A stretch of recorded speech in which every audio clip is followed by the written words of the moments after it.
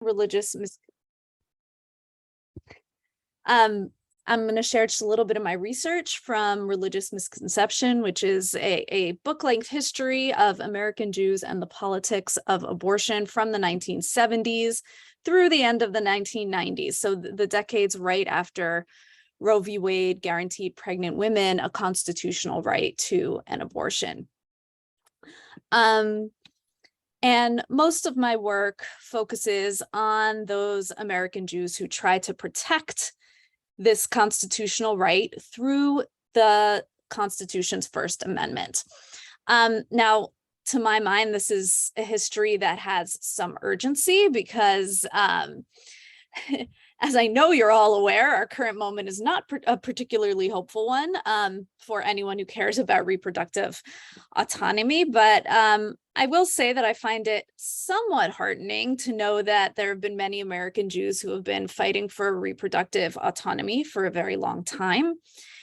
And part of the reason that I'm so invested in this history is because I think some of the legal arguments that Jews made to defend abortion in the late 20th century were very good ones. And for a number of reasons, which I'll later share, I think these arguments are well worth revisiting and thinking through as we continue to fight for reproductive rights today. I should also say, and maybe I'm wrong in this, but for the purposes of this presentation, I'm going to assume that most of you don't know all that much either about Jewish law on abortion or the history of reproductive law or First Amendment law. So my apologies in advance to those of you who may happen to know quite a bit about these topics. I just want to make sure that I'm bringing all of you with me. So I ask you to bear with me if some of this is going over information that you already know. And as my final introductory note, I wanted to mention that I'm going to be drawing from a variety of sources in my presentation today, some pre-modern and most from the late 20th century. And the writers of these sources all imagine that the only people who had the capacity to become pregnant were cisgender women. So before I even delve into my presentation, I just want to acknowledge that gender is much more fluid than what my subjects imagined at the time that they were writing. And I want to acknowledge that there are trans and non-binary people who can also get pregnant, and that access to reproductive care and to abortion is an issue that directly impacts not only women, but also people who have a uterus who may be transgender or non-binary. Okay, so with that, let's begin with an open letter that the American Jewish Congress published in the New York Times in the winter of 1989. And can everyone see this okay? Okay. So as you can see, their letter asked the American public, did you know that abortion can be a religious requirement, not just permitted, but required? Now, some religious traditions, the letter continued, demand that people consider the needs of those who are already born before they worry about the unborn. And some religious communities, the letter also insisted, believe that the life of a pregnant woman, they said, takes precedent over the life of her fetus. Now, with this letter, the American Jewish Congress tried to let the American public know that some deeply religious people considered abortion to be a moral and ethical act, and sometimes even a religious obligation. And making this point seemed particularly urgent during the winter of 1989, as the Supreme Court was considering the Webster versus Reproductive Health Services case. And they were deliberating on whether to uphold Missouri state laws that restricted publicly funded institutions from providing abortion services. And unsurprisingly, many American Jews felt strongly that these restrictions on abortion undermined Jewish religious traditions that supported and sometimes even mandated access to abortion. The organization that published this letter was the American Jewish Congress, which at the time was an influential public advocacy organization that protected the political and legal interests of liberal American Jews. And in the 1970s, 80s, and 90s, it was one of the many liberal Jewish organizations that advocated for abortion to be legal and accessible. During a moment when many anti-abortion lawmakers were slowly and steadily chipping away at abortion access by creating more and more legal hurdles that pregnant people needed to get through before they could terminate a pregnancy. Now, and throughout the late 20th century in Congress and in the courts and in the court of public opinion, liberal Jewish lawyers, activists, and clergy consistently promoted the idea that abortion rights were protected or should be protected by the religious freedom clauses of the First Amendment, and that American women had a religious right to terminate a pregnancy. Unfortunately, it was often hard to get lawmakers, judges, and the media to take this argument seriously. And this was because the late 1970s saw the rise of what became known as the religious right, which was a political coalition made up of conservative Christians, usually evangelical Protestants and conservative Catholic activists. Mormons were very involved as well. And they promoted the popular misconception that all religious Americans believed that abortion was akin to murder, and that anyone in favor of abortion access was necessarily secular or anti-religious. And this framing of the abortion debate made it difficult for any religious Americans, including Jewish Americans, to articulate a position in favor of legal abortion that was also based on deeply felt religious convictions.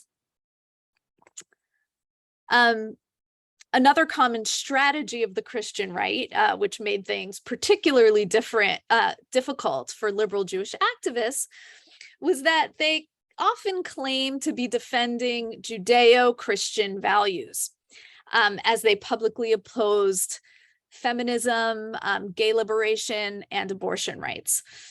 And this rhetoric of Judeo-Christian values did a lot of work for the Christian right because it made their opposition to abortion access seem like a universal religious point of view that transcended Christianity, even though in actuality only a very particular conservative subset of American Christians actually agreed that abortion was incompatible with their religious point of view. So again, this rhetoric of Judeo-Christian values tried to make a pretty parochial point of view on abortion seem like a universal religious and moral principle.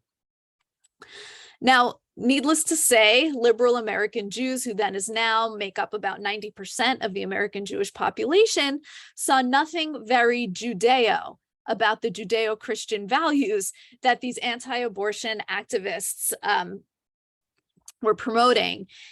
Jewish traditions about the origin of life and the ethics of terminating a pregnancy differ considerably from those of the conservative Christian activists who were claiming to speak on their behalf. And liberal Jews then as now struggled to let the American courts and the American public know that Jewish values and Christian values weren't interchangeable on the topic of abortion. So in my presentation this evening, I'm going to discuss the ways that the lawyers of the American Jewish Congress harnessed the religious freedom clauses of the First Amendment to try to protect abortion rights. Their approach was very different than pro-choice litigators who were speaking from a more secular point of view. Most pro-choice lawyers tended to base their defense of abortion rights on the implied right to privacy or the Equal Protection Clause found in the 14th Amendment of the Constitution. But in the late 20th century, American Jewish lawyers were instrumental in formulating a First Amendment defense for abortion rights. But before I get into all of that legal history, I first want to give a very quick and dirty overview of how classical Jewish sources conceptualize abortion. I imagine that many of you are very familiar with this material already, but even if you are, it just bears reviewing because these were the sources that liberal Jews referred to when they articulated their stake in legal abortion in the late 20th century. So I beg of you, for those who might have a different halachic narrative on abortion, not the point right now. I am giving you the halacha as liberal American Jews in the late 20th century understood it and presented it to courts when that became necessary. Got it? Okay. All right. So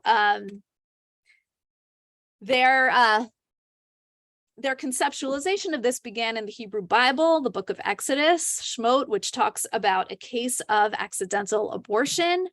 And on the slide is an English translation of that case as it's described in the Hebrew Bible. So basically, Exodus presents a situation in which a man mistakenly strikes a pregnant woman and causes her to lose her pregnancy. If the woman herself isn't harmed, the text says that the man who struck her and caused the miscarriage is liable for a fine. But if there's a further misfortune, ason, then the woman herself dies as a result of the blow, then the case becomes a capital crime and the man has to pay with his own life. So according to Jewish interpretations of this case, there's a clear difference between the woman and her fetus. If the fetus is expelled, the person responsible for it gets a fine because the fetus may have value, but it's not a full living being. But if the mother's killed during the fight, then the man has committed murder because the woman is considered to be a full living being. Catholic traditions tend to understand this same case in Exodus very differently. In the Hebrew text of Tanakh, the word ason in verse 23 means misfortune, and this tracks in other moments in Tanakh as well, where ason pretty consistently means misfortune. But in the Septuagint, which is the Greek translation of the Hebrew Bible, which is the basis of the Christian Old Testament, they translated the word ason to mean not misfortune, but form.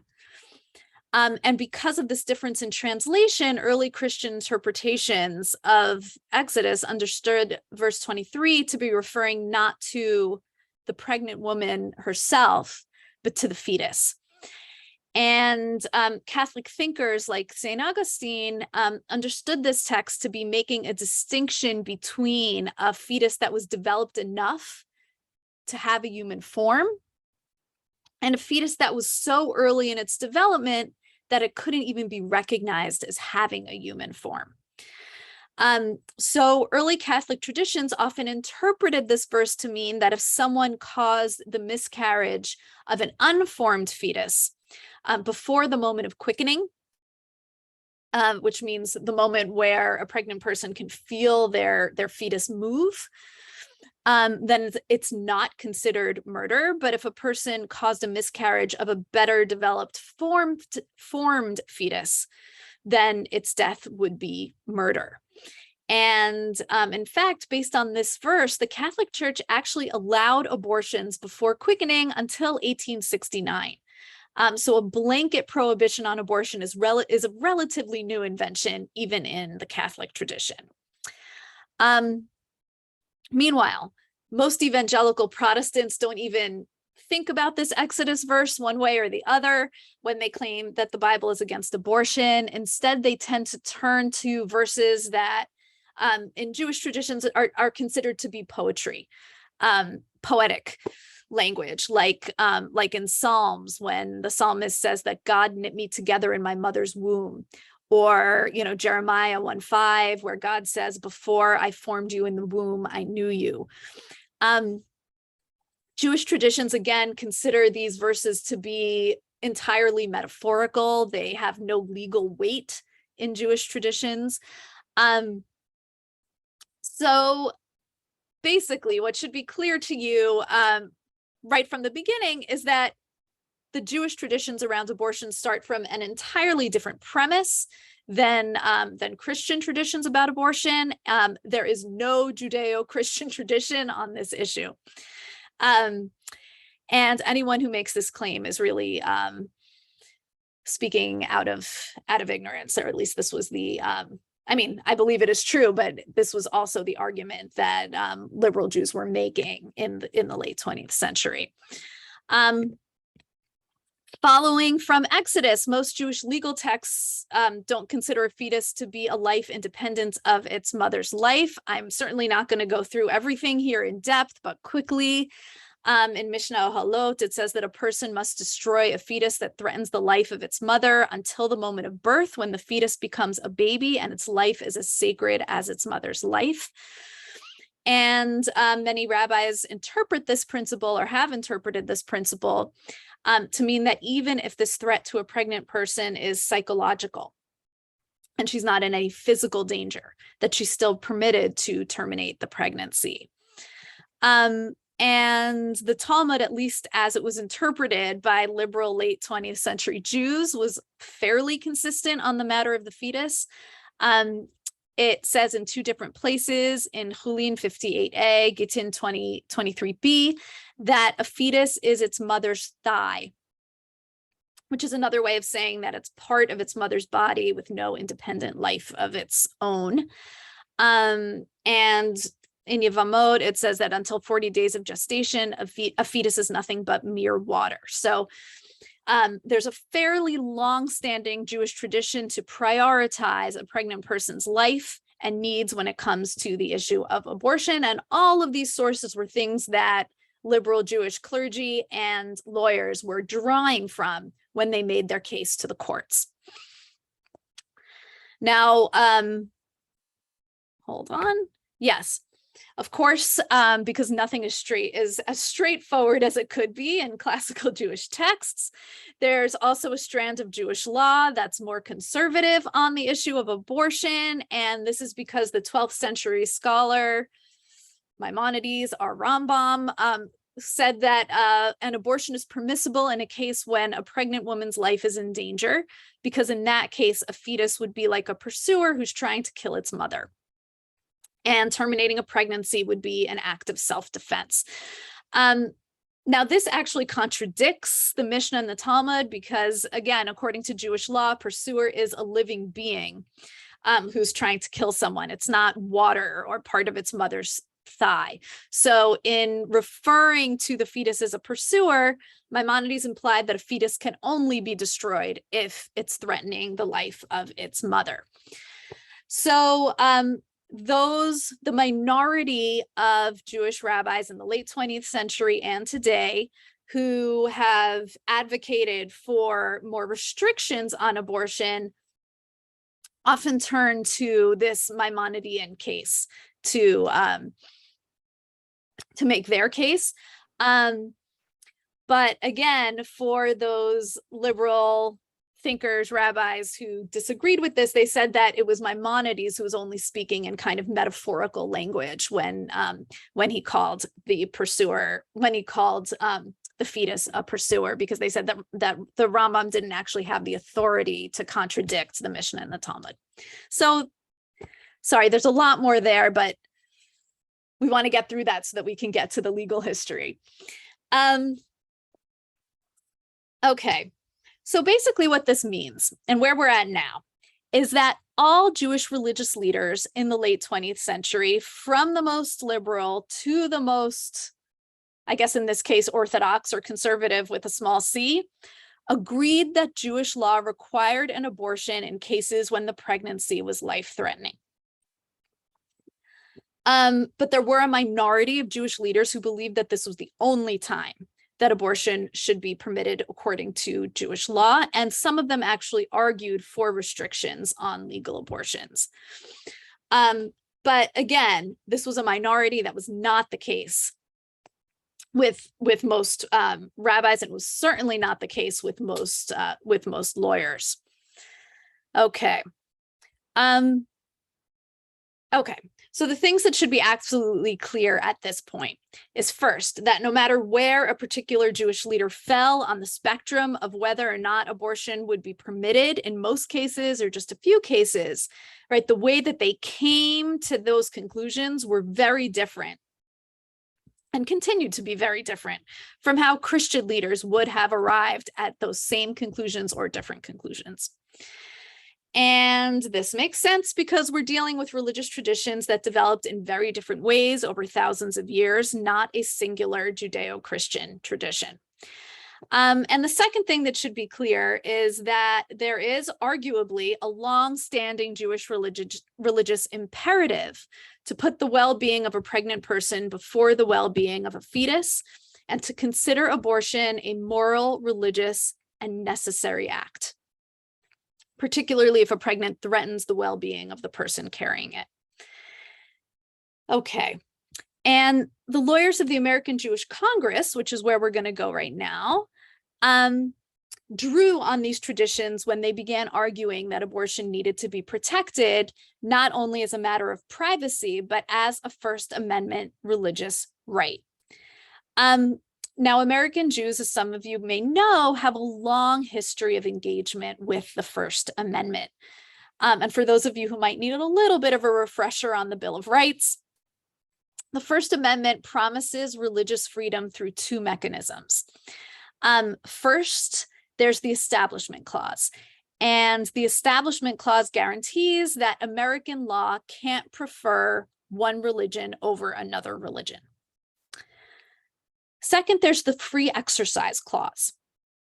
And the Free Exercise Clause blocks any law that would make it impossible or difficult for American citizens to freely practice their religion. So it's two different mechanisms by which the First Amendment guarantees religious freedom for American citizens.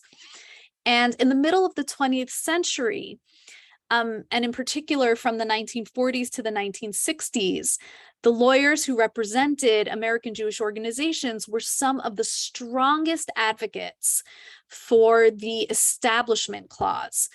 And this meant that they advocated for a very strict, almost absolute separation between church and state. And they argued that American Jews would fare best, that it was in the interests of American Jews to be in a nation that was entirely secular and free from all religious influence. Now, on some level, this was a somewhat odd position for Jewish leaders to take, since at least in the American context, Jews generally organize themselves as a religious group. So on some level, advocating for a strict separation of church and state seemed to undermine Jews' own ability to influence public policy as religious citizens of the United States. But Jewish lawyers adopted this strategy because they were very aware of their lack of power in relation to the Christian majority. They understood that in American law, what was called religion most often meant Christianity. And so they believed that any religious influence in American law would result not in religious pluralism and shared power, but rather in coercive forms of Christianity. And of course, they witnessed this happening in real time. For instance, when Jewish children in public schools were forced to say the Lord's Prayer and to participate in Christmas pageants, just to mention a few things that rankled many American Jews in the 20th century and beyond. Now, the lawyers of the American Jewish Congress were at the forefront of fighting for the separation of church and state. And their legal arm, which was called the Commission on Law and Social Action, was founded and led by a lawyer named Leo Pfeffer. who was a First Amendment expert and who successfully litigated many establishment cases relating to prayer in public schools, state aid to parochial schools, and religious symbols on public property. And he was very influential in making it illegal, for instance, for US courtrooms to hang crosses on their walls, or for public schools to force children to say the Lord's Prayer. And of course, all of these establishment cases are kind of being rehashed and rethought right now with the current Supreme Court. So a lot of his work is being unraveled in real time right now. Not surprisingly, when Pfeffer and the American Jewish Congress first tried to protect abortion rights, they approached it as a church and state issue, a separation of church and state issue. And they saw it through the lens of the Establishment Clause of the First Amendment. So in 1976, Congress was debating the first Hyde Amendment, which prevented public health care programs like Medicaid from funding abortions.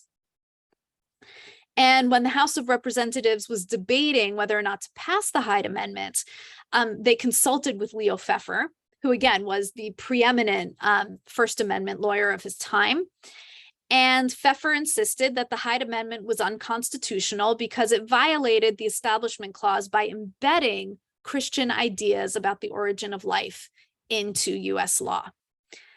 Now, the Hyde Amendment passed in spite of these objections, but the question of whether the amendment violated the separation of church and state was hotly debated in the press at the time, particularly once the Supreme Court decided to test the viability of the Hyde Amendments in the Harris versus McRae case of 1980.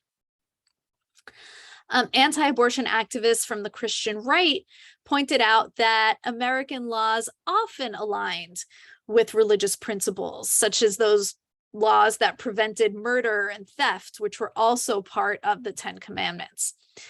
And these Christian right activists argued that if the court decided that the Hyde Amendment was unconstitutional on the grounds that it established religion, that it would then undermine the ability of any and all religious Americans to ever wield influence in the American public sphere. Now, this concern gave some Jewish leaders pause, because even those who were strongly in favor of legal abortion wondered whether or what impact the Harris-McRae decision might have on the ability of American Jews to advocate for their own interests as religious Americans.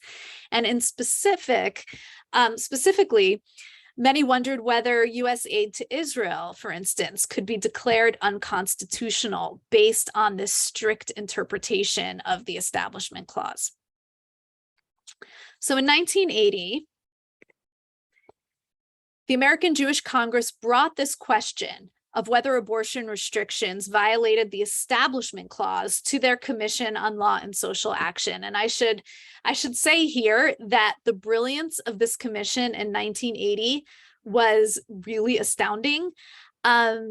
This commission was made up of some of the most remarkable legal minds of the 20th century. Among those who considered this question of whether abortion violated the Establishment Clause in 1980 were family court judge Nanette Dembitz, civil liberties lawyer Harriet Pollack, the renowned reproductive rights lawyer Harriet Pilpel, and none other than the notorious Ruth Bader Ginsburg, who was then a professor at Columbia Law School. And they would all meet in the offices of the American Jewish Congress to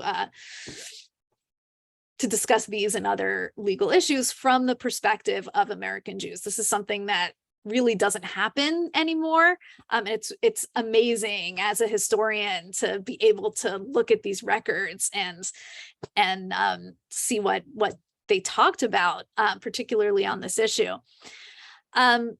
Ginsburg's role in this discussion was particularly fascinating. She actually didn't take a position one way or another. She just spent her time kind of poking holes in everybody's argument in really brilliant ways. But what Pollack and Pilpel argued was that the American Jewish Congress didn't need to run the risk of litigating for abortion rights through the Establishment Clause of the First Amendment, because they could just throw their weight behind the implied right to privacy found in the 14th Amendment. They just thought that was a less limiting way to go. They thought it was a much safer way to go for American Jews and for women in general. And it also makes sense that someone like Pilpel would argue this, because one of Harriet Pilpel's many claims to fame is that she was actually one of the architects of the successful legal strategy that secured the right to birth control and later to abortion through the right to privacy. So this was her, this was her logic, and she advocated for the American Jewish Congress to follow that. In any case, what ended up happening was not quite what Pilpel argued. But between 1979 and 1980, most major American Jewish organizations, including the American Jewish Congress, decided that they would no longer argue against abortion restrictions through the Establishment Clause. So they were no longer going to make the argument that abortion restrictions embedded Christian ideas into American law. And instead, and I should say then, the following June, the Supreme Court opinion in Harris versus McRae actually explicitly rejected the idea that abortion restrictions violated the Establishment Clause. So that argument was pretty much dead in the water. But in 1989, when the Supreme Court tested yet another set of abortion restrictions in the Webster versus Reproductive Health Services case, the lawyers of the American Jewish Congress, in coalition with other liberal religious groups, developed a different argument for abortion access that was based not on the Establishment Clause of the First Amendment, but rather on the Free Exercise Clause of the First Amendment. And just to refresh your memory, the Free Exercise Clause guarantees that American law will not prevent American citizens from freely practicing their religion. And they worked with Martha Minow, another incredible Jewish lawyer, to submit an amicus brief arguing that abortion restrictions prevented Jews and other religious American citizens from turning to their own religious conscience and their own moral conscience when considering whether or not to terminate a pregnancy.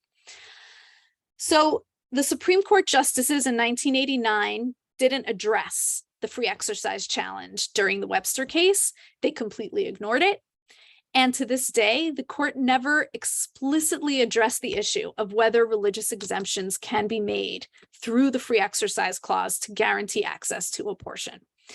So legally, this First Amendment approach ended up being something of, I guess, in terms of late 20th century reproductive rights, this First Amendment approach ended up being something of a failed political and legal strategy. That being said, this approach to the First Amendment represented a real change in terms of liberal Jewish political strategy.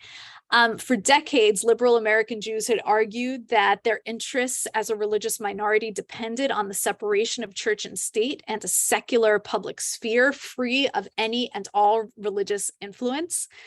But to gain leverage on the abortion issue, they insisted that American law ought to accommodate Jewish religious traditions that permitted abortion. And they began to insist on their rights as religious citizens. And the strategy signaled a certain amount of confidence on the part of liberal Jews that judges and lawmakers would take Jewish moral authority as seriously as they took the moral authority of conservative Christians. And essentially, liberal American Jews decided to place their trust, right, in an ideal of religious pluralism that offered all religious groups equal access to influence and power. But the fact that this strategy didn't succeed during the late 20th century suggests that liberal Jews and conservative Christians were not competing on an equal playing field in these debates over reproductive rights. And the fact that abortion access has only grown more restrictive in the 21st century shows that nothing much has changed in this regard. If anything, the privilege of conservative Christians remains alive and well, perhaps even more so in the American political sphere today. So on that sobering note, let me just answer the question that I imagine at least some of you might be thinking, which is, why do I care about all of this legal history from half a decade ago?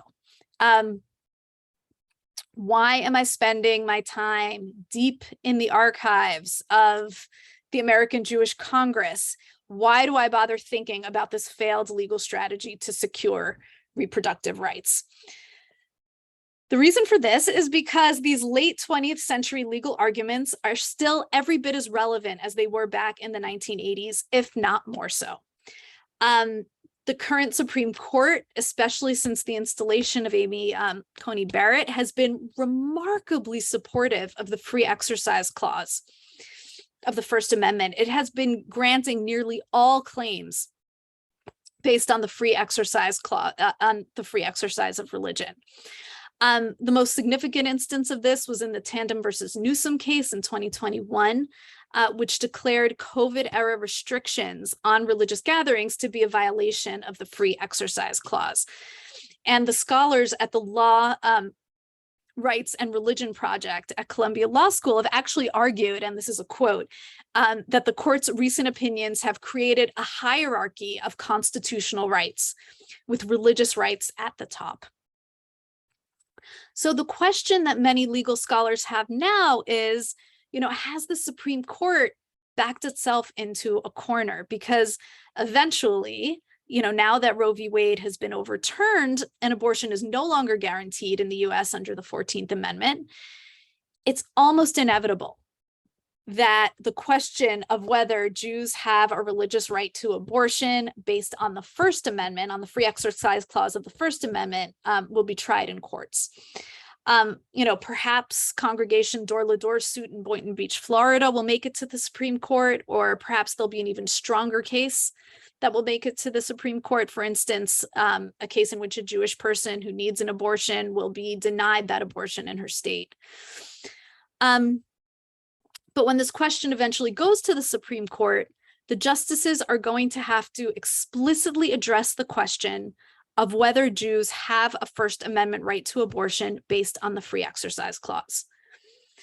And when the court denies Jews that right, which they probably will, even after granting Christians nearly all of their recent First Amendment claims, it's going to force the American public to really consider what religious freedom means in America, and if the guarantees of the First Amendment even apply to non-Christians or to anyone with a uterus.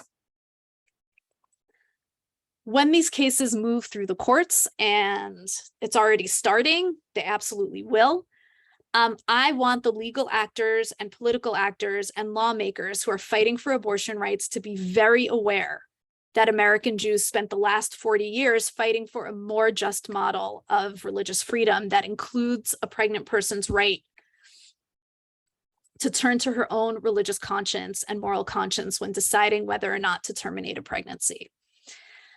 And I want them to be able to draw from those past 40 years of legal experience to make their own arguments stronger. So this research is my offering, right, to the lawyers and to the activists and the feminist clergy, frankly, who will soon be on the front lines of this fight. And I am hopeful that they'll be able to make their arguments stronger, both legally and politically, if they have access to all of these, to all the ways in which this argument has been wielded in decades past. So I'll stop here. But I also do want to just point out quickly that my daughter took this photo on this slide at a reproductive justice rally that we both went to. I'm really proud of it. She's really proud of it. So I'll just I'll just leave that there. And then I guess I'll open things up for discussion, and I'm looking forward to hearing all of your thoughts.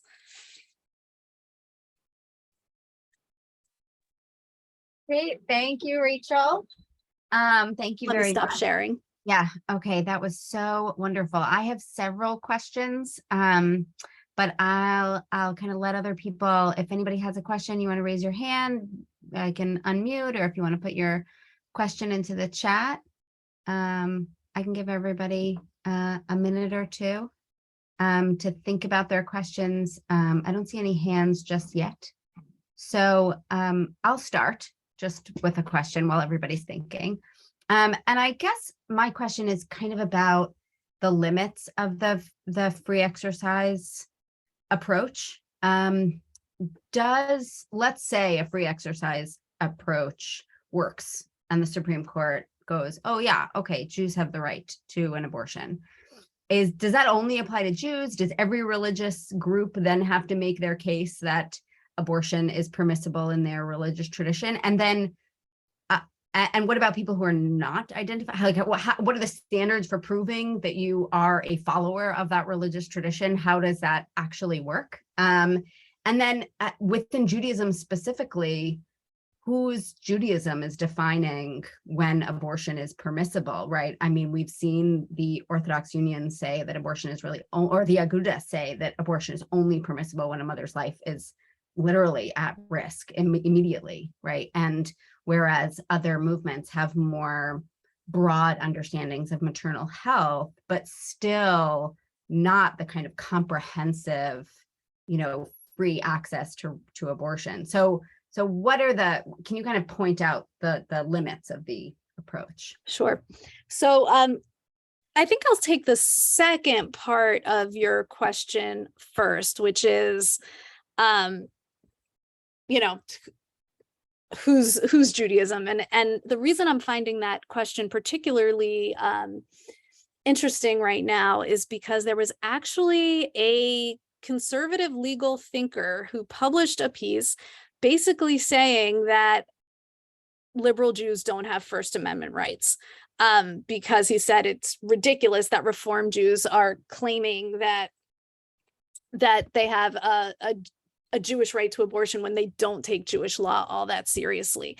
And this is a very, very scary argument for anyone who identifies as a non-Orthodox Jew. This idea, I mean, this was someone who was really trying to restrict First Amendment rights only to Orthodox Jews. That should be very, very frightening to anyone who is not one. And it should be frightening to Orthodox Jews as well, because the more that you chip away at the First Amendment, frankly, Orthodox Jews are not going to find their interests protected very well either. Now, in terms of the more general limits of this First Amendment approach, or the free exercise approach to securing abortion rights, it's really interesting because it depends in a lot of ways on the interpretation. The way that Martha Minow conceptualized it in her 1989 amicus brief that was signed by the American Jewish Congress and many other liberal religious groups, they interpreted it very broadly. So what they said was that every pregnant, they said, woman should have a First Amendment right to turn to her own religious and moral conscience when trying to decide whether to terminate a pregnancy. So they interpreted, this idea of religious freedom so broadly that it also applied to anyone's ethical stance, whether they were religious or not. If they had an ethical stance that included access to abortion, then they would be covered. Now, is it at all likely that even if by some chance the current Supreme Court granted Jews a free exercise right to abortion, is it at all likely that they would interpret it in this more expansive way? No, really, really not.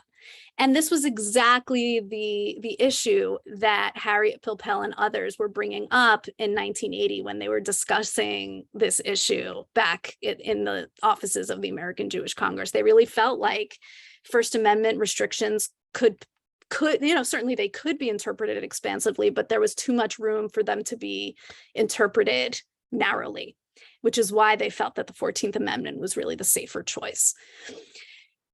But then they could rely on the 14th Amendment, which now we can't. And so the question is, you know, can we still use these arguments to create political coalitions, to maybe create some kind of an opening for at least some people to have access to this care who otherwise wouldn't have.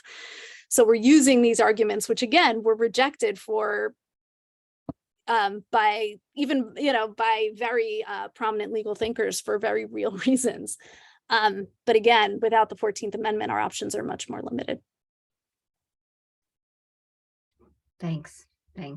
That's Jen.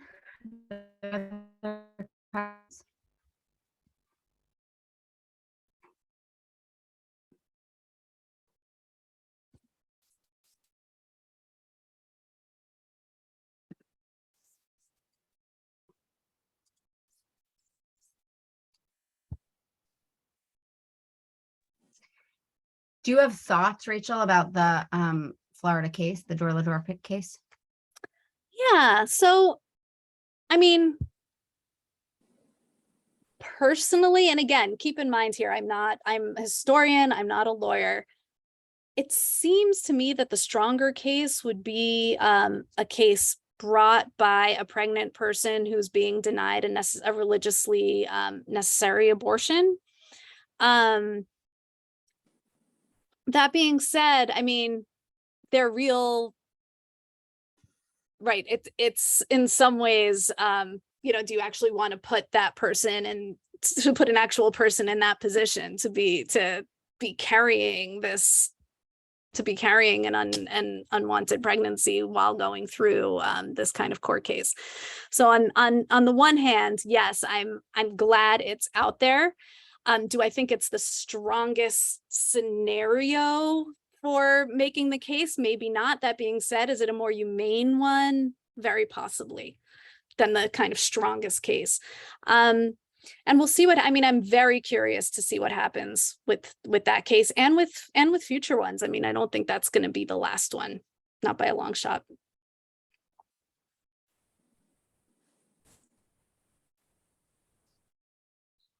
Libby, did you unmute? Do you have a question? Intentionally?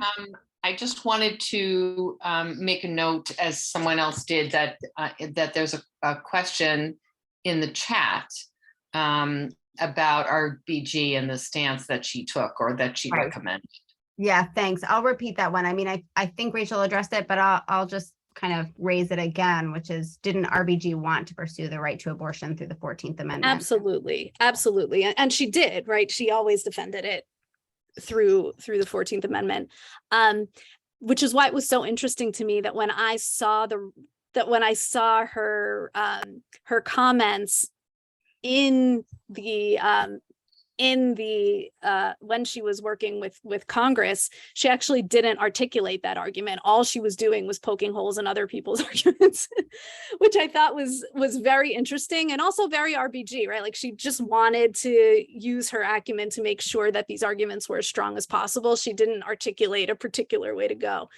But yes, based on her legal records, certainly, she was absolutely pursuing the right to abortion through the 14th Amendment. Great. There's another question about the limits of the free exercise, and what do you do with Muslims and honor killings or other kind of religious practices that might come, I don't know, as part of the free exercise claims? Yeah. So so again, this is a hypothetical scenario. There are a number of hypothetical scenarios you could raise. And this is exactly what was being argued in the Smith case, where this is a very well-known case from the early 1990s, where there were Native American, actually drug counselors from Oregon who had taken peyote as part of a religious ceremony. And they were fired from their job, and they said that this was a violation of their free exercise rights. And the court said, actually, any law that applies to the rest of the population also applies to them. And this caused a huge legal argument about, it's a whole other talk, but about the limits of free exercise. But to put it succinctly, rest assured that anything that's absolutely considered to be a crime by most standards is going to be considered a crime according to free exercise as well, which is exactly the argument that's going to be made with respect to abortion too, right? Because for people who consider the fetus to be a human, they're going to say, well, isn't this a crime? Doesn't the state have an interest in fetal life? And again, these are all the things that are going to have to be fleshed out should this come to court. Great, thanks. And another question came in the chat about the privacy issue and the threats to gay marriage or interracial marriage. And I know that was discussed in the Dobbs decision. So how is that what do you think is gonna happen with those? Again, I'm not a lawyer, and I'm a historian. So I really am not one to be predicting the future, but in terms of their logic, do they have the potential to weaken those rights? Of course. This is the 14th Amendment is exactly the amendment that undergirded both gay marriage and interracial marriage. It undergirds many of our rights. So yes, weakening it puts all of them at risk, whether or not the current Supreme Court is always going to admit that. Of course it does. They can use Dobbs as precedent. Will they? I couldn't say. It probably depends on, this is my more cynical self talking, but it probably depends on what they think politically they can get away with, at least in terms of gay marriage and LGBTQ rights. Great. Okay, I think we'll take one or two more questions from the chat. So Julia wants to know if maybe, even though you're not better question for a historian. Wonderful. So I'm going to phrase it for a historian. Okay, great. Sure. What do you think about the current dominant version of originalism and its disregard for real history? Oh, yeah. So, yeah, we're talking just in the same way that historians may not be the best lawyers.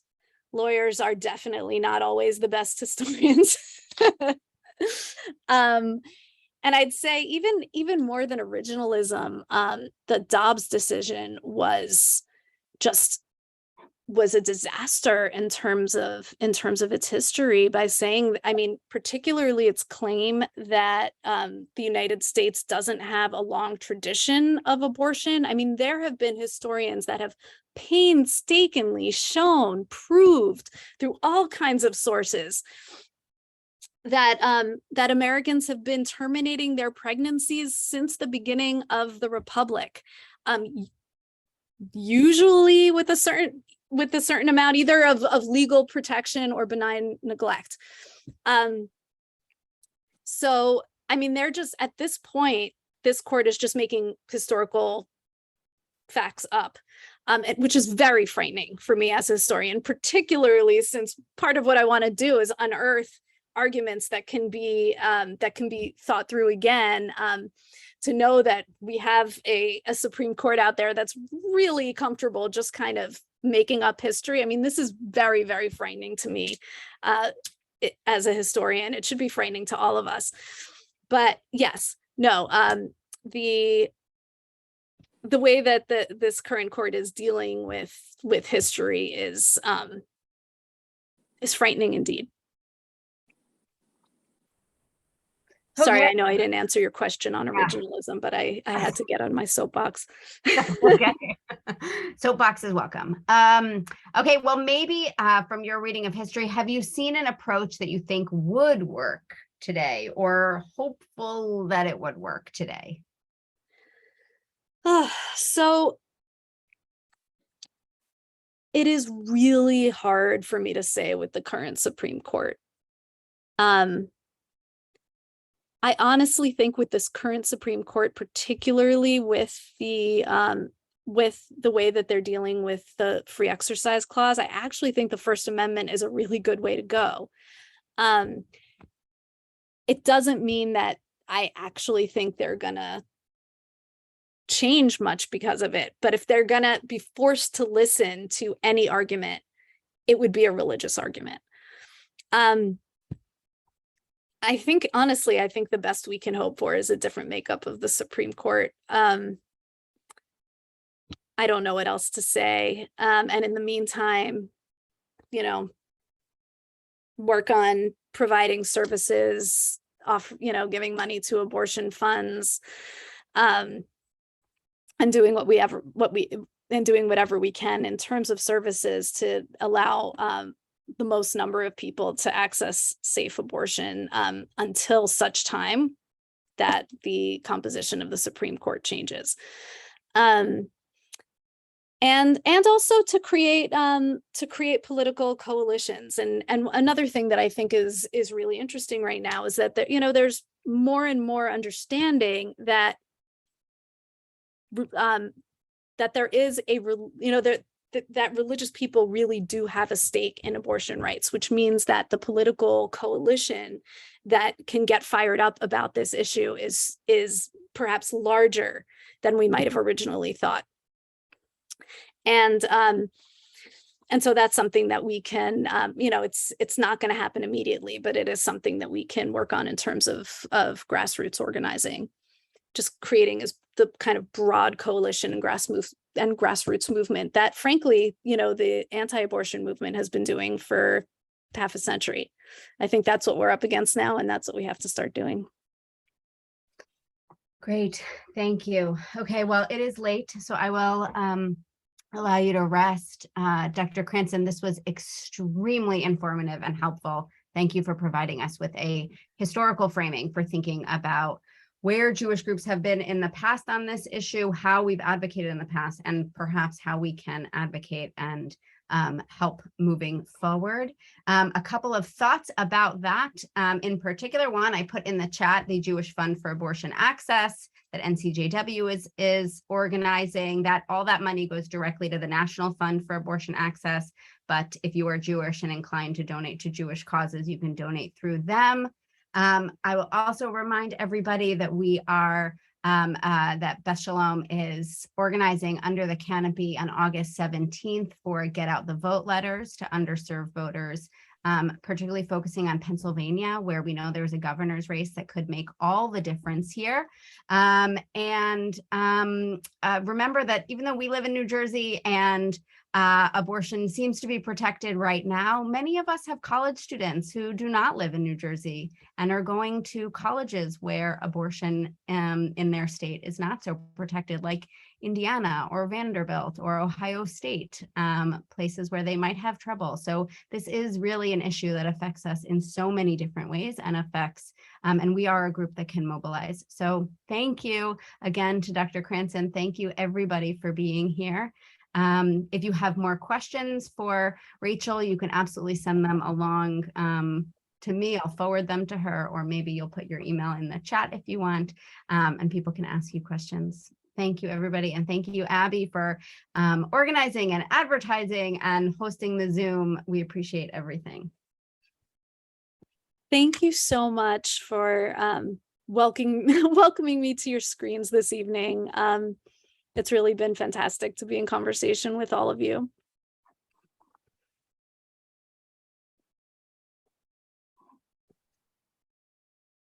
Good night, everybody. Good night. Good night.